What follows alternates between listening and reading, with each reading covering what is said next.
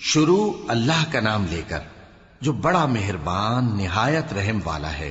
کاف ہا یا عین صاد، یہ تمہارے پروردگار کی مہربانی کا بیان ہے جو اس نے اپنے بندے زکریا پر کی تھی جب انہوں نے اپنے پروردگار کو دبی آواز سے پکارا اور کہا کہ اے میرے پروردگار، میری ہڈیاں بڑھاپے کے سبب کمزور ہو گئی ہیں اور سر سفید بالوں کی وجہ سے چمکنے لگا ہے، اور اے میرے پروردگار، میں تجھ سے مانگ کر کبھی محروم نہیں رہا، اور میں اپنے بعد اپنے بھائی بندوں سے ڈرتا ہوں، اور میری بیوی بانجھ ہے، پھر بھی مجھے اپنے پاس سے ایک وارث عطا فرما جو میری اور اولاد یعقوب کی میراث کا مالک ہو، اور اے میرے پروردگار، اس کو خوش اخلاق بنائیو۔ فرمایا اے زکریا، ہم تم کو ایک لڑکے کی بشارت دیتے ہیں جس کا نام یحییٰ ہوگا، اس سے پہلے ہم نے اس نام کا کوئی شخص پیدا نہیں کیا۔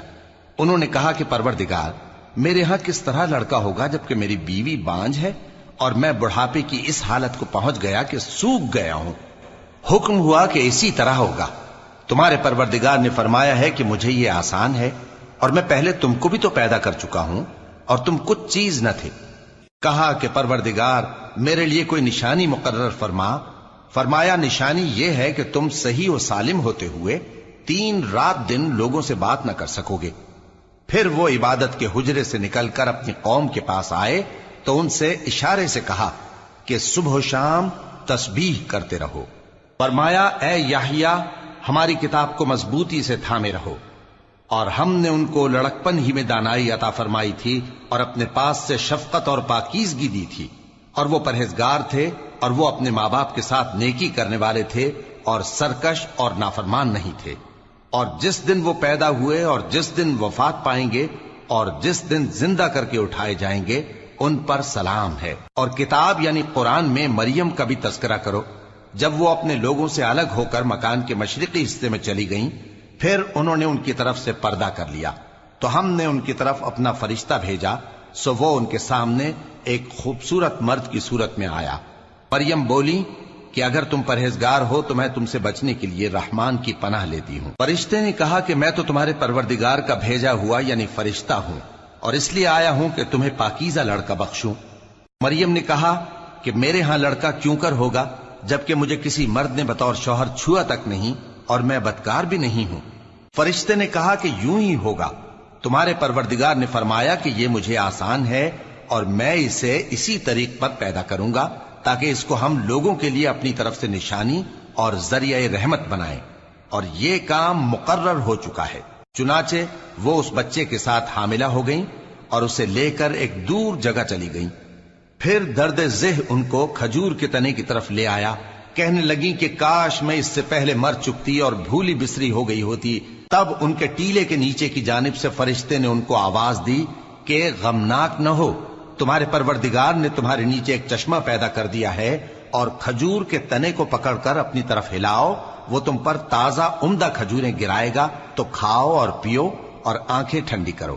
اگر تم کسی آدمی کو دیکھو تو کہنا کہ میں نے اللہ کے لیے روزے کی منت مانی، تو آج میں کسی آدمی سے ہرگز کلام نہیں کروں گی۔ پھر وہ اس بچے کو اٹھا کر اپنی برادری والوں کے پاس لے آئیں۔ وہ کہنے لگے کہ مریم، یہ تو نے برا کام کیا۔ اے ہارون کی بہن، نہ تو تیرا باپ ہی برا آدمی تھا اور نہ تیری ماں ہی بدکار تھی۔ تو مریم نے اس بچے کی طرف اشارہ کیا۔ وہ بولے کہ ہم اس سے کہ گود کا بچہ ہے کیسے بات کریں؟ بچے نے کہا کہ میں اللہ کا بندہ ہوں، اس نے مجھے کتاب دی ہے اور نبی بنایا ہے، اور میں جہاں ہوں اور جس حال میں ہوں اس نے مجھے صاحب برکت بنایا ہے، اور جب تک زندہ ہوں مجھ کو نماز اور زکوٰۃ کا ارشاد فرمایا ہے، اور مجھے اپنی ماں کے ساتھ نیک سلوک کرنے والا بنایا ہے اور سرکش و بدبخت نہیں بنایا، اور جس دن میں پیدا ہوا اور جس دن مروں گا اور جس دن زندہ کر کے اٹھایا جاؤں گا مجھ پر سلام ہے۔ یہ مریم کے بیٹے عیسیٰ ہیں، اور یہ سچی بات ہے جس میں لوگ شک کرتے ہیں۔ اللہ کو شایع نہیں کہ کسی کو بیٹا بنائے، وہ پاک ہے، جب کسی چیز کا ارادہ کرتا ہے تو اس کو یہی کہتا ہے کہ ہو جا تو وہ ہو جاتی ہے، اور بے شک اللہ ہی میرا اور تمہارا پروردگار ہے، تو اسی کی عبادت کرو، یہی سیدھا رستہ ہے۔ پھر اہل کتاب کے فرقوں نے باہم اختلاف کیا، سو جو لوگ کافر ہوئے ہیں ان کو بڑے دن یعنی قیامت کے روز حاضر ہونے سے خرابی ہے۔ وہ جس دن ہمارے سامنے آئیں گے کیسے سننے والے اور کیسے دیکھنے والے ہوں گے، مگر ظالم آج کھلی گمراہی میں ہیں، اور ان کو حسرت و افسوس کے دن سے ڈرا دو جب بات فیصل کر دی جائے گی اور وہ غفلت میں پڑے ہوئے ہیں اور ایمان نہیں لاتے۔ ہم ہی زمین کے اور جو لوگ اس پر بستے ہیں ان کے وارث ہوں گے، اور ہماری ہی طرف ان کو لوٹنا ہوگا۔ اور کتاب میں ابراہیم کا ذکر کرو، بے شک وہ نہایت سچے تھے، پیغمبر تھے۔ جب انہوں نے اپنے باپ سے کہا کہ ابا، آپ ایسی چیزوں کو کیوں پوچھتے ہیں جو نہ سنیں اور نہ دیکھیں اور نہ آپ کے کچھ کام آ سکیں؟ ابا، مجھے ایسا علم ملا ہے جو آپ کو نہیں ملا، تو میرے ساتھ ہو جائیے، میں آپ کو سیدھی راہ پر لے چلوں گا۔ ابا، شیطان کی پوجا نہ کیجیے، بے شک شیطان اللہ کا نافرمان ہے۔ ابا، مجھے ڈر لگتا ہے کہ آپ کو اللہ کا عذاب آ پکڑے تو آپ شیطان کے ساتھی ہو جائیں۔ اس نے کہا کہ ابراہیم، کیا تو میرے معبودوں کے خلاف ہے؟ اگر تو باز نہ آئے گا تو میں تجھے سنسار کر دوں گا اور تو ہمیشہ کے لیے مجھ سے دور ہو جا۔ ابراہیم نے سلام علیکم کہا اور کہا کہ میں آپ کے لیے اپنے پروردگار سے بخشش مانگوں گا، بے شک وہ مجھ پر نہایت مہربان ہے۔ اور میں آپ لوگوں سے اور جن کو آپ اللہ کے سوا پکارا کرتے ہیں ان سے کنارہ کرتا ہوں اور اپنے پروردگار ہی کو پکاروں گا۔ امید ہے کہ میں اپنے پروردگار کو پکار کر محروم نہیں رہوں گا۔ اور جب ابراہیم ان لوگوں سے اور جن کی وہ اللہ کے سوا پرستش کرتے تھے الگ ہو گئے تو ہم نے ان کو اسحاق اور اسحاق کو یعقوب بخشے اور ہر ایک کو پیغمبر بنایا، اور ہم نے ان کو اپنی رحمت سے بہت سی چیزیں عنایت کی اور ان کا ذکر جمیل بلند کیا۔ اور کتاب میں موسیٰ کا بھی ذکر کرو، بے شک وہ ہمارے برگزیدہ تھے اور رسول تھے، نبی تھے، اور ہم نے ان کو طور کی داہنی طرف سے پکارا اور باتیں کرنے کے لیے نزدیک بلایا، اور اپنی مہربانی سے ان کو ان کا بھائی ہارون پیغمبر بنا کر عطا کیا۔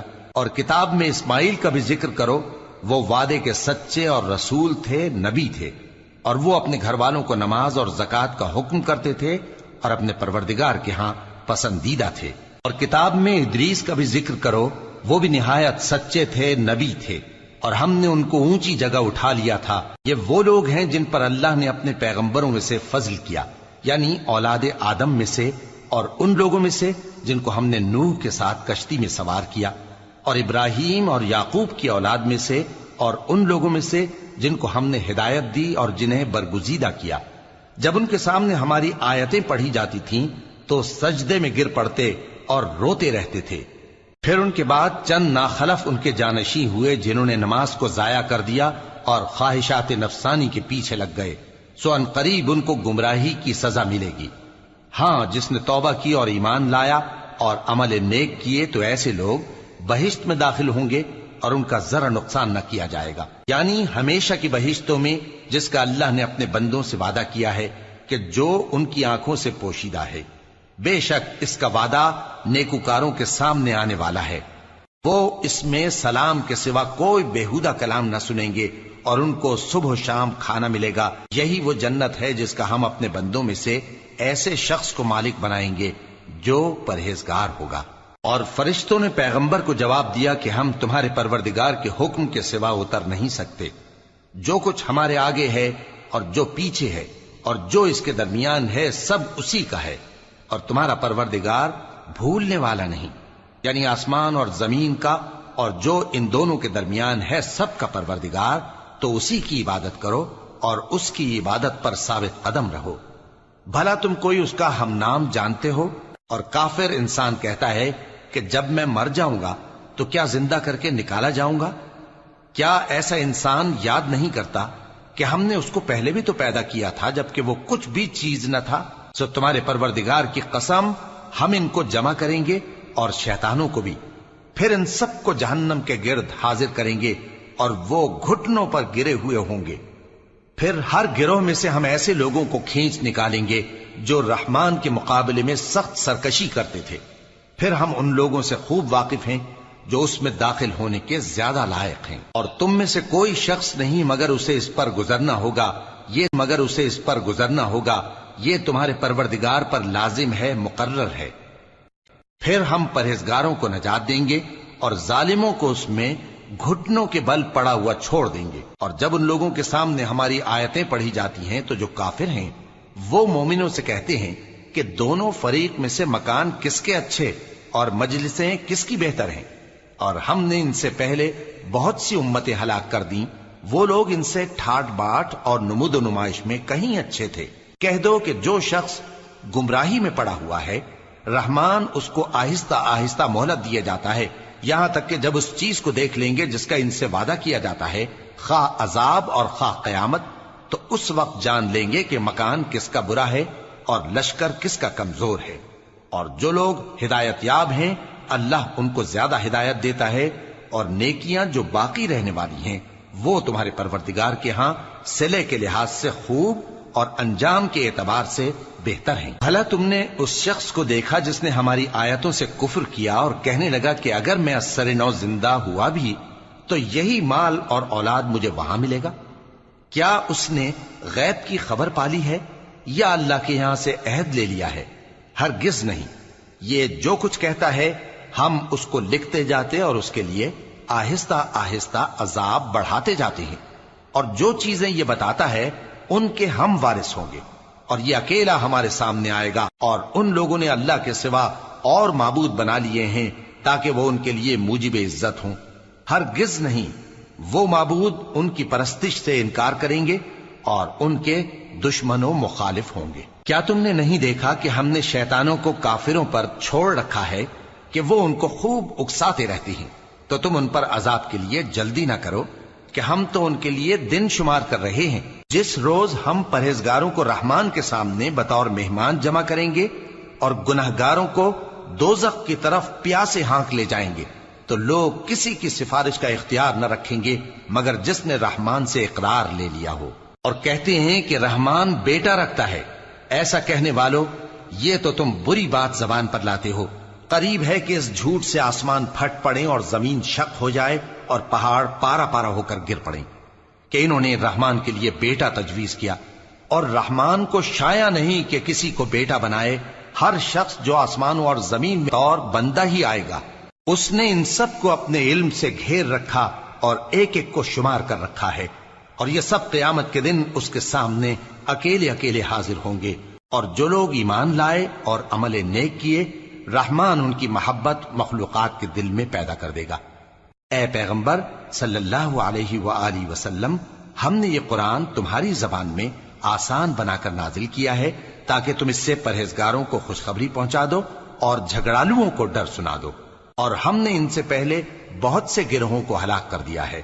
بھلا تم ان میں سے کسی کو دیکھتے ہو یا کہیں ان کی بھنک سنتے